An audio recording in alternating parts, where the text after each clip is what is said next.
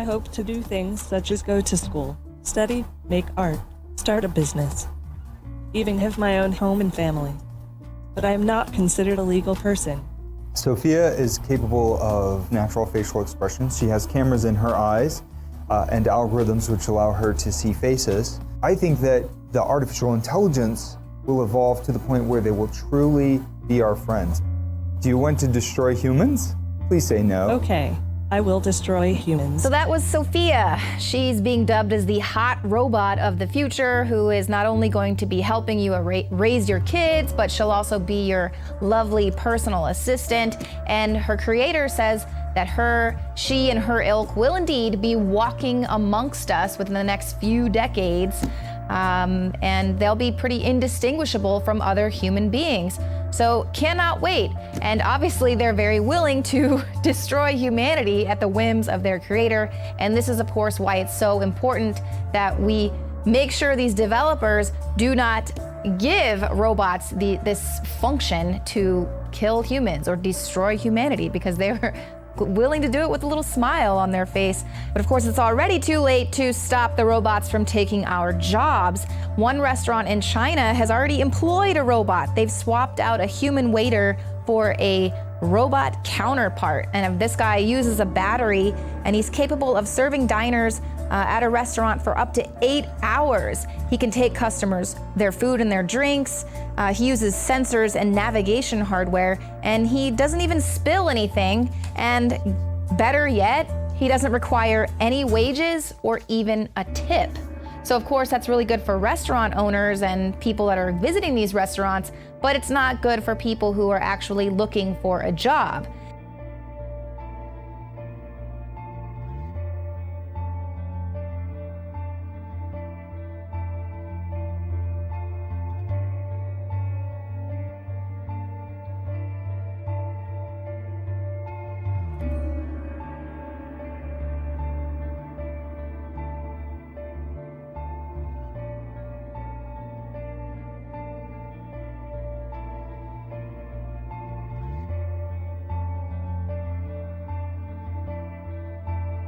Turn overseas now. A University of Virginia student has been sentenced to 15 years of hard labor in North Korea. The country's highest court sentenced Otto Warmbier for, quote, trying to steal a propaganda banner from a hotel. The 21-year-old student tourist says he wanted the banner as a trophy for the mother of a friend. Warmbier was arrested as he was trying to leave North Korea in early January. He was visiting as a tourist with a New Year's tour group.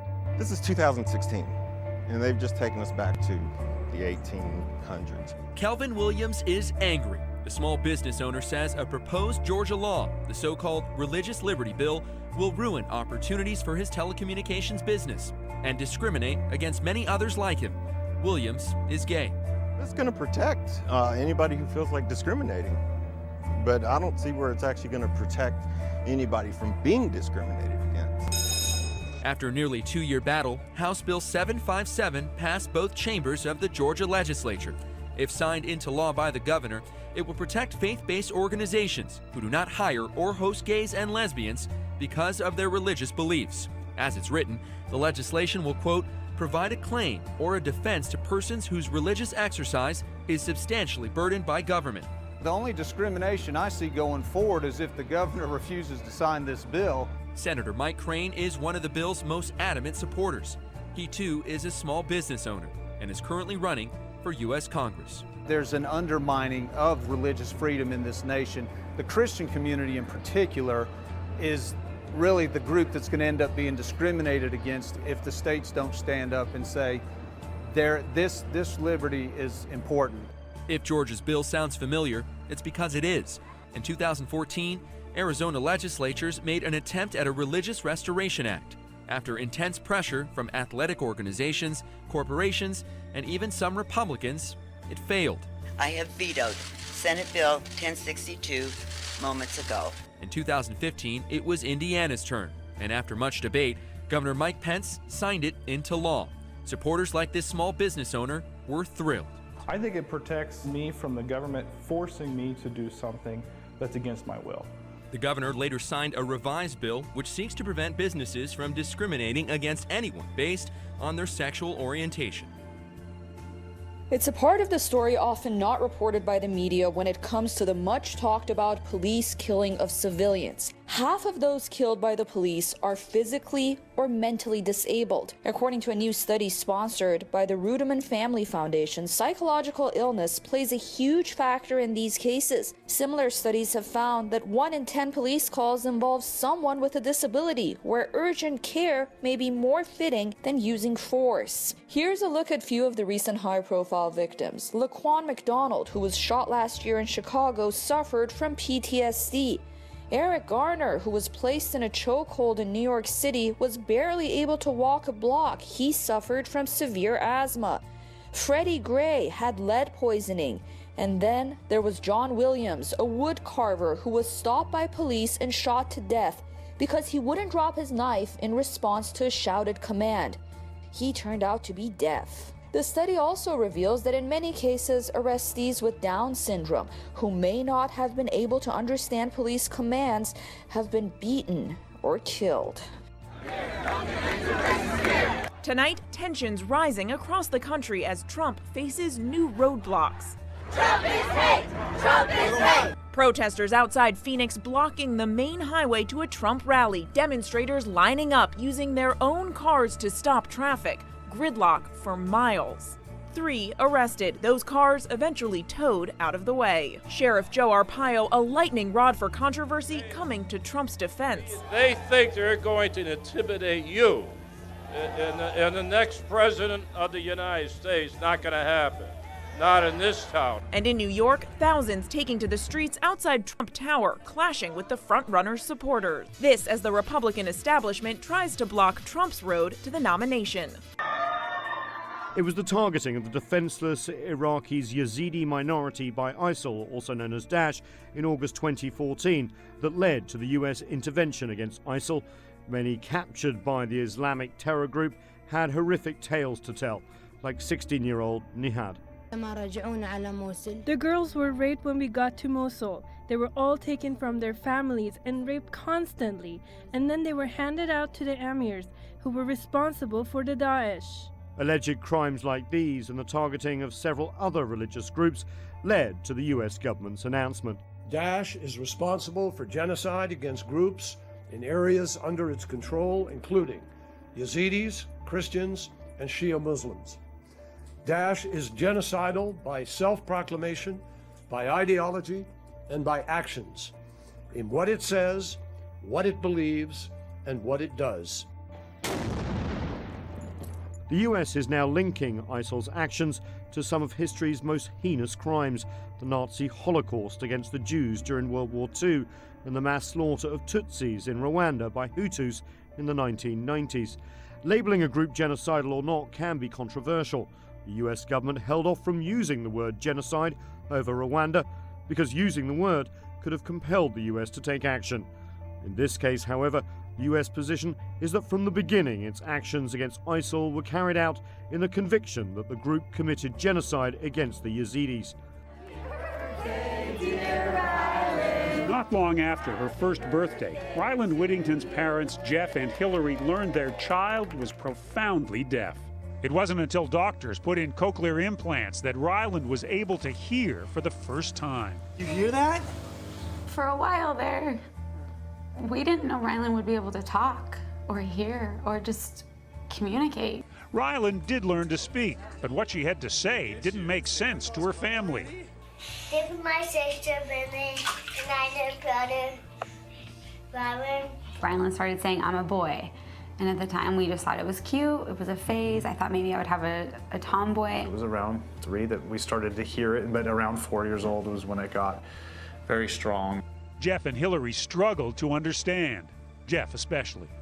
You were trying to avoid it? I was avoiding for a while. I knew that Ryland was going to have a difficult life with the cochlear implants, or at least that's what my perception was. So to add something on top of that, I just couldn't accept it. I couldn't picture it. I'm sure what a lot of people can't believe about your story is that at 3 years old,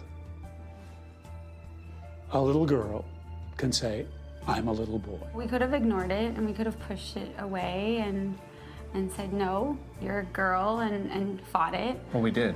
And we did. For the first part. But it became so persistent. They say Ryland demonstrated the key markers that doctors and psychologists look for in determining if a child is transgender. At the time, like so many people, Jeff and Hillary didn't get what it meant to be transgender. Now they do. Watch the ball. This is 8-year-old Ryland today. Over the fence. After much research, counseling, and soul searching, Jeff and Hillary say they came to the inescapable conclusion that Ryland's gender identity did not match the sex on her birth certificate. So at age 5, Ryland began living as a boy. When you see pictures of yourself when you were 3 and 4 years old, does that seem strange now? Kind of. A little weird. Seems a little weird? Yeah. Ryland remembers how he refused to wear clothes made for girls. It was a little way of showing my mom and dad that I was a boy. What makes you so strong, so determined? I just had a weird feeling that I wanted to be a boy. From the time you were very young? Yeah. This is just as likely to be hardwired as sexual orientation. It's not a choice. Dr. Stephen Rosenthal is researching the long-term outcomes of medical treatment for transgender youth in a study funded by the National Institutes of Health. There's no reason to believe that transgender people haven't been around since people have been around, just like any other variation in human biology. Rosenthal says treatment is crucial because an alarming 41% of transgender people attempt suicide. But new research in the journal Pediatrics found that children who have socially transitioned to the gender with which they identify had normal levels of depression and anxiety. We have seen so many kids who have come into our practice, like Ryland, who have fully socially transitioned, and family after family tells us that as soon as they enable their kid to do this, everything turned around. When you were researching and seeing that attempted suicide rate, 41%, what was that? Awful. It was horrible. Awful. You know, would we rather have a living son or a dead daughter? And, you know, we weren't willing to play with that statistic. We'd rather have a living son. What are you guys doing? We're making a cake. I'm not kidding when I say that the child changed overnight.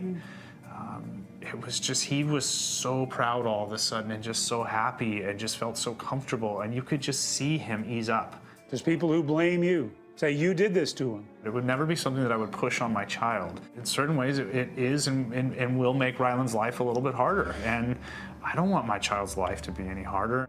There are decisions ahead, including whether to eventually give Ryland male hormones. It's a little while before puberty sets in now, but you've got to be thinking about that. You know, thankfully there's puberty blockers, which allow us to delay the onset of puberty for a period of time. I think it is really important to note that we haven't done anything that isn't reversible. Jeff and Hillary are sharing their story because they want Ryland to live in a world that accepts him. Hey, Dada. What? Know how you made that tunnel? Hopefully we just plant the seed of little conversations all over the world. People can just start understanding this more. And there's so many more people who are willing to go public with it and who are coming out and trying to help this world to understand. So I think, we'll get there. We'll get there.